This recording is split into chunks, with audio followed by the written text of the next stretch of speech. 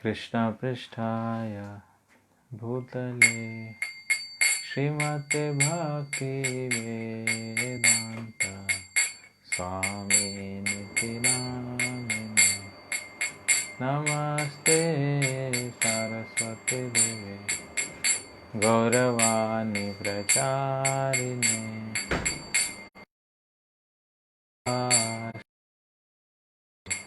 पाश्चात्य देशतारिणे श्री कृष्ण चैतन्य प्रभु नित्यानंद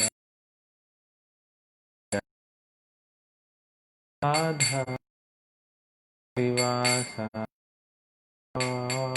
भक्तवृंद हरे कृष्णा कृष्णा कृष्णा हरे हरे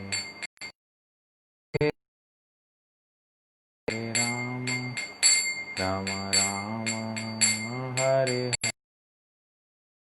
हरे कृष्णा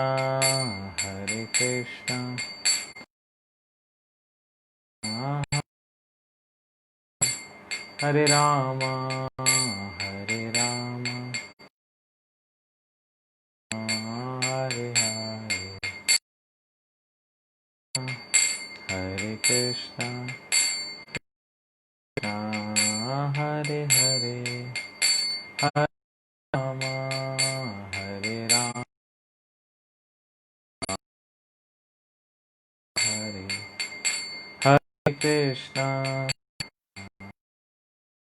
कृष्णा राम हरे Ram Ram Ram Hare Hare Krishna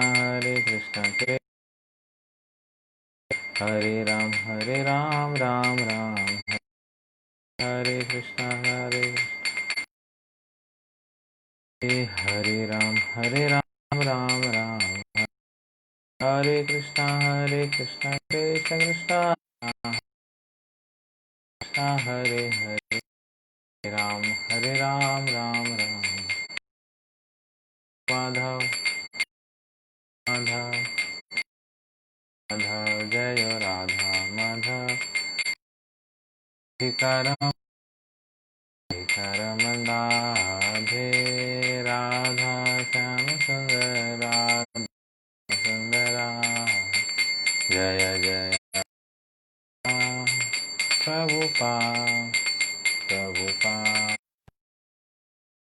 Shri Shri Radha Shyam Sundar Bhagwan all glories to the assembly. Gita 3 sections में है। फर्स्ट 6 चैप्टर्स जो है वो कर्म योगा है, सेकेंड वो भक्ति योगा है, और लास्ट के जो 6 चैप्टर्स है वो ज्ञान योगा है।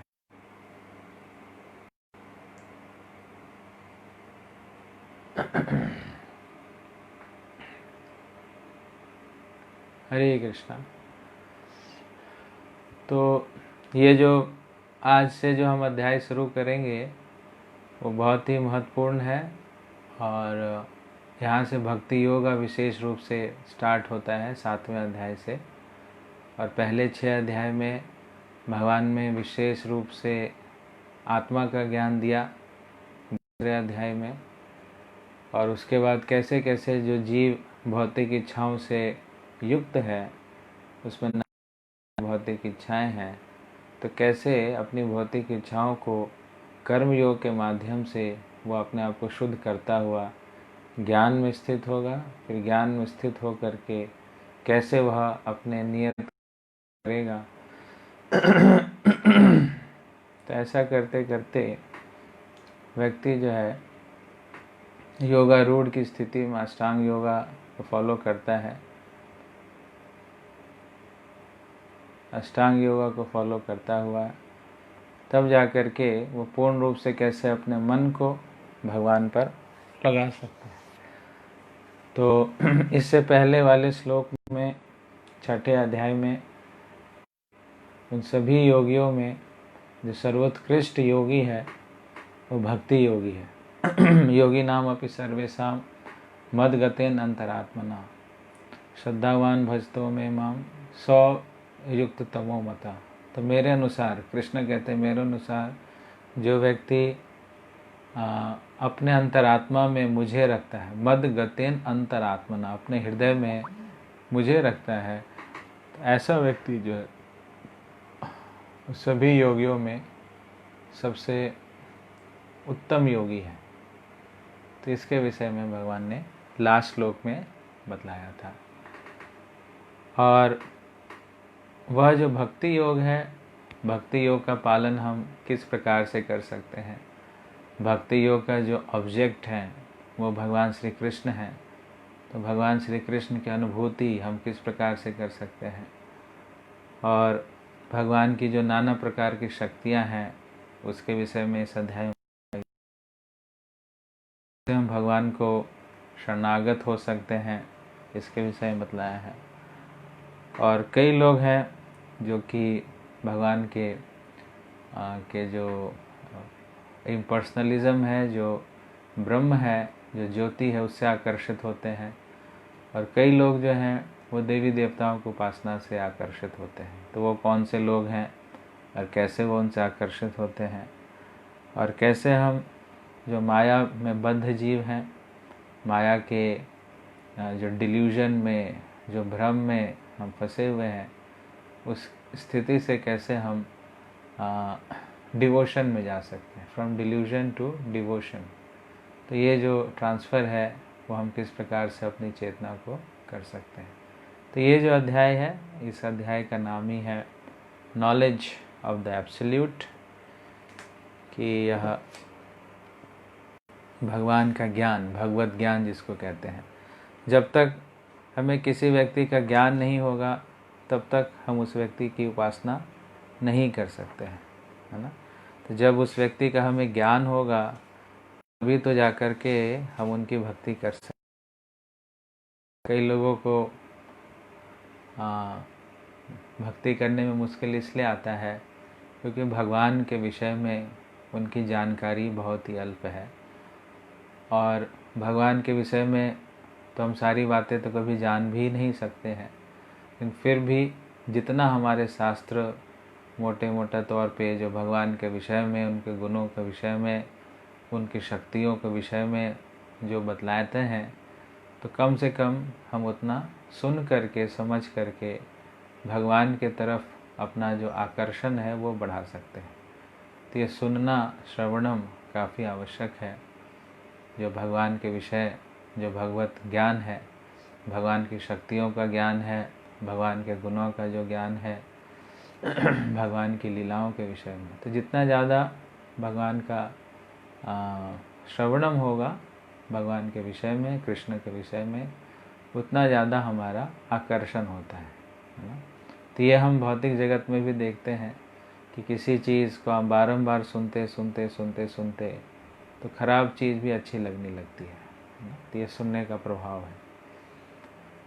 तो उसी प्रकार से अगर हम कृष्ण के विषय में भी, जो सबसे सुंदर हैं, सबसे आकर्षक हैं, सबसे मधुर हैं, उनके विषय में भी अगर हम निरंतर श्रवण करते हैं तो उससे हमारा आकर्षण बढ़ने लगता है।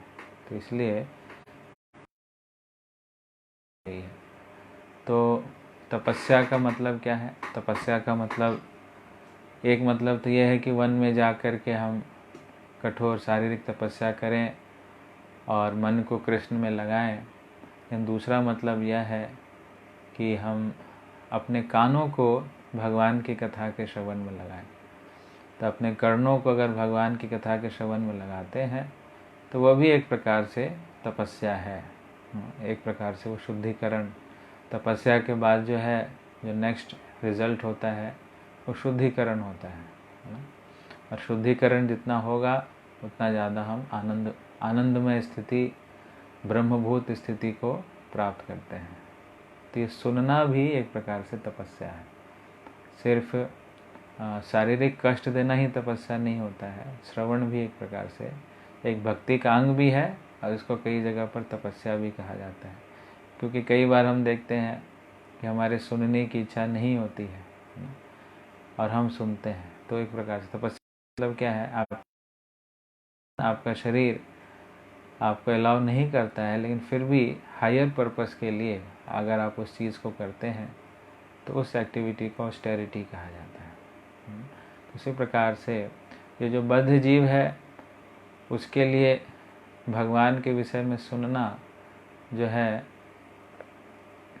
तपस्या है, क्योंकि बद्ध जीव विशेष रूप से अपने विषय में सुनना चाहता है। तो यहाँ जो आकर्षण है वो अहम ममेति का आकर्षण है। भागवत में इसका वर्णन किया गया है पंचम स्कंद में कि ये अहम ममेति क्या है। पुंसाम स्त्रियाम मिथुनी भावम एतत् तयो हृदय ग्रंथिम आहु तयोर मिथो हृदय ग्रंथिम आहु अतः गृह क्षेत्र सुत आप्त वित्ते जनस्य मोहो अयम अहम ममेति। अहम ममेति मतलब मेरा और मुझसे संबंधित जो चीज़ें हैं बस उसके विषय में हम सोचना पसंद करते हैं और उसके विषय में हम सुनना पसंद करते हैं। इसलिए भगवान का गुणगान कई बार अच्छा नहीं लगता है, लेकिन अपना गुणगान बहुत अच्छा लगता है। आप देखेंगे भगवान का गुणगान हो रहा है तो ठीक है, लेकिन अपना गुणगान जैसे होता है हमारे कान खड़े हो जाते हैं। तो इसका क्या मतलब कि अभी जो आकर्षण है वो इस बद्ध अवस्था को लेकर है, आत्मगुणगान को लेकर के, अहम ममेति को लेकर के। तो जितना ज़्यादा हम अपने विषय में सुनते हैं और अपने आसपास की चीज़ों के विषय में सुनते हैं तो उतना ज़्यादा हमारा उससे अटैचमेंट होता है। अटैचमेंट मूल कारण है सुनना है। तो किसी से तो आप उसको सुनना शुरू कर दें। लोग फिल्म स्टार्स या पॉलिटिकल लोगों से काफ़ी अटैच होते हैं, है ना। क्यों? क्योंकि उनके भाषण को वो सुनते हैं। अगर वो उनके भाषण को ना सुने तो उनसे कोई अटैचमेंट नहीं होगी, या उनके विषय में ना सुने तो उनसे कोई अटैचमेंट नहीं होगी। उसी प्रकार से कई सिनेमा सॉन्ग्स इस प्रकार से होते हैं जिससे लोगों की अटैचमेंट होती है, बार बार उसके जीवा पर वही आती है। क्यों? क्योंकि उस गाने को, सॉन्ग को उसने बार बार सुना है। तो श्रवण जो है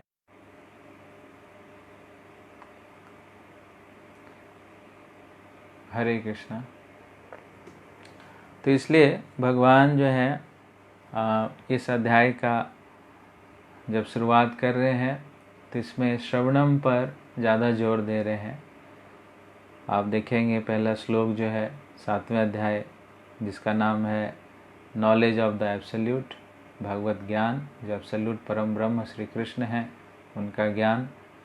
तो उसमें वो कह रहे हैं श्री भगवान उवाच, मतलब श्री कृष्ण कह रहे हैं श्री भगवान उवाच मय्यासक्त मना पार्था योगम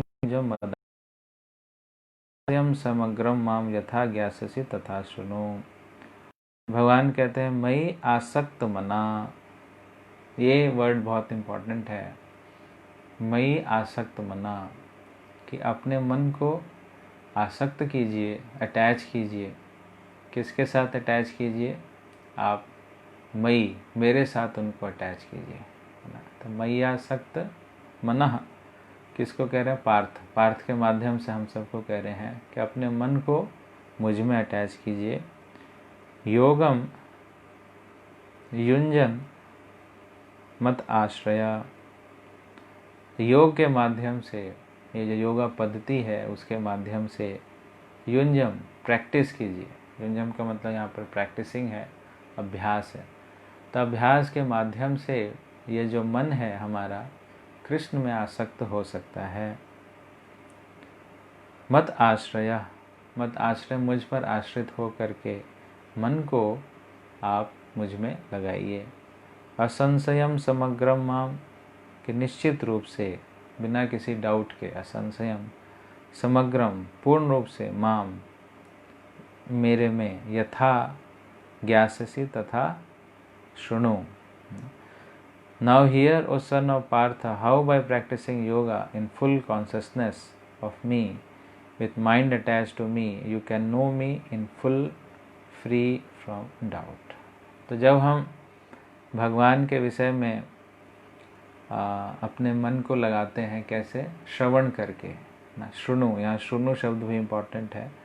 तत् श्रुणु, O son of Partha, now hear, O son of Partha, how by practising yoga in full consciousness. पूर्ण चेतना के साथ अगर हम इस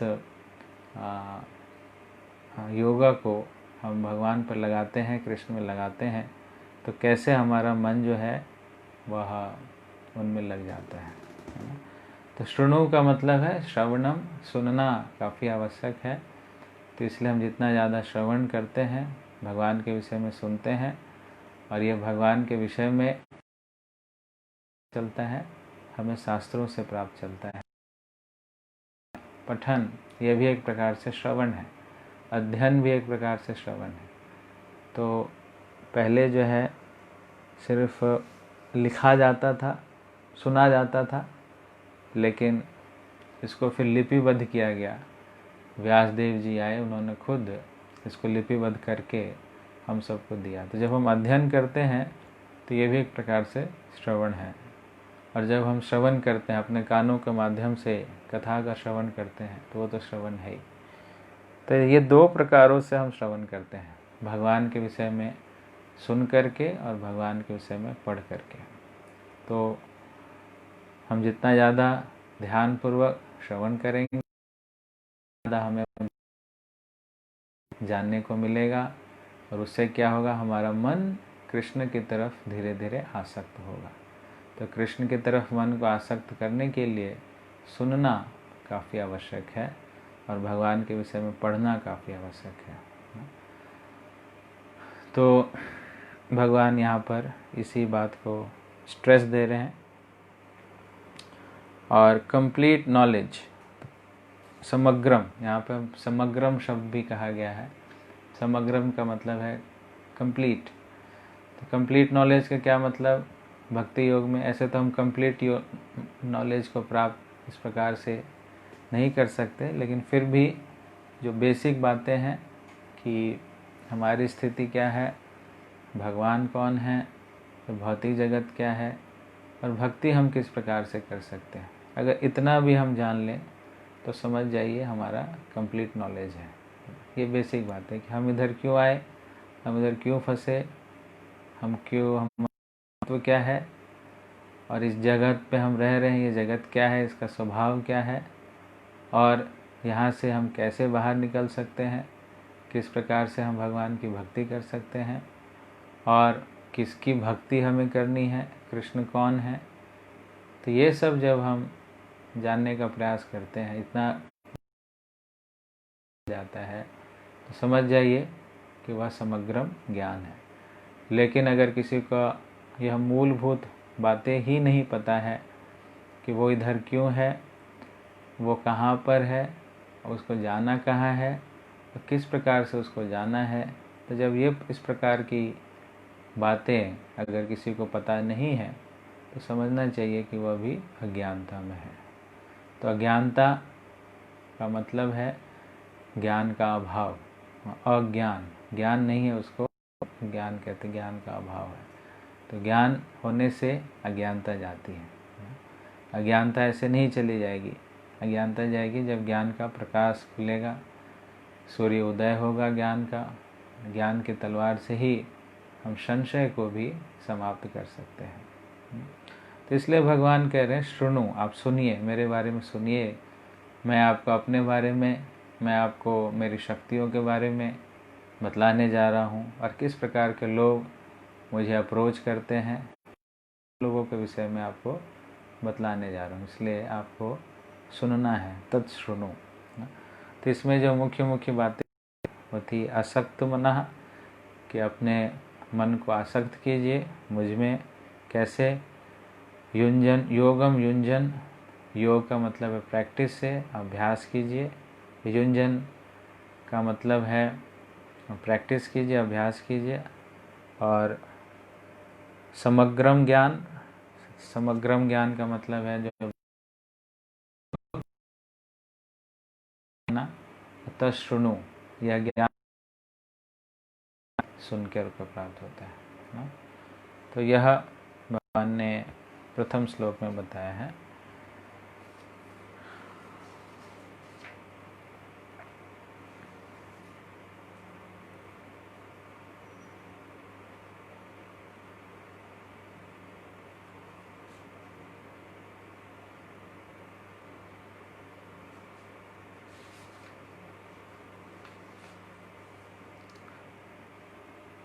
श्लोक संख्या 2, 7वें अध्याय का दूसरा श्लोक। ज्ञानं तेहं स विज्ञानम् इदं वक्ष्यामि अशेषतः यज् ज्ञात्वा नेह भूयोऽन्यज् ज्ञातव्यम् अवशिष्यते। ज्ञानम ते अहम, यह जो ज्ञान है ते हम, मैं आपको बतलाऊंगा। सविज्ञानम, विज्ञान के साथ, इदम वक्ष्यामि, मैं जो हूँ बोलने जा रहा हूँ। अशेषता, अशेषता का मतलब है पूर्ण रूप से। यत ज्ञात्वा के न भूयः अन्यात् ज्ञातव्यम, जिसको जानने के बाद इस जगत में आपको कुछ भी और जानने की जरूरत नहीं है। ये जो है कंप्लीट नॉलेज है। इतना आप समझ गए, समझिए आपने सब कुछ समझ लिया। तो यह भगवान साफ साफ स्पष्ट रूप से बतला रहे हैं। यह जो ज्ञान है वो पूर्ण ज्ञान है और इसमें मैं आपको सब कुछ बता दूंगा। Phenomenal and नुमिनस। फिनोमिनल का मतलब है इस जगत का भी और नुमिनस का मतलब है उस जगत का भी। ज्ञानम विज्ञानम, दोनों चीज़ें मैं आपको बतलाऊंगा, है ना। आध्यात्मिक जगत के बारे में भी और भौतिक जगत के बारे में। तो यही तो हमें जानना है कि हम कहाँ पे हैं, कहाँ को जाना है, किसके पास जाना है और कैसे जाना है। तो ये सारी चीज़ें भगवान इस अध्याय में हमें बतलाएंगे। तो इसमें ज्ञान शब्द का मतलब है जो इस जगत का ज्ञान है, जो भौतिक जगत का ज्ञान है ना। कितने एलिमेंट्स हैं, कितने क्या क्या मुख्य मुख्य चीज़ें हैं, किस में हम भगवान की अनुभूति कर सकते हैं, कैसे कर सकते हैं, भगवान के ऐश्वर्यों के माध्यम से कैसे उनका स्मरण कर सकते हैं। तो ये जो इस जगत की बातें हैं वह ज्ञान के अंदर आता है, जो कि भगवान 7वें और 8वें अध्याय में बेसिकली इस भौतिक जगत के जो चीज़ें हैं उसके माध्यम से हमें अपनी ओर आकर्षित करने का प्रयास करेंगे। ये होता है ज्ञान।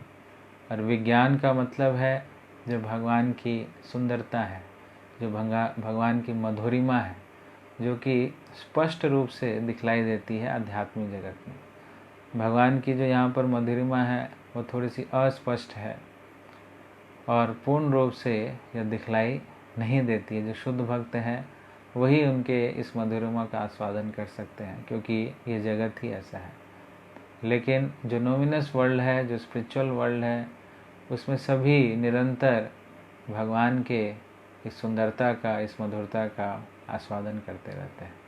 तो विज्ञान का यहाँ पर कहने का मतलब है जो स्पिरिचुअल एस्पेक्ट है भगवान का, और ज्ञान का मतलब है यहाँ पर जो मटीरियल एस्पेक्ट है, जो मटीरियल एनर्जीज़ हैं उसके विषय में। और विज्ञान का मतलब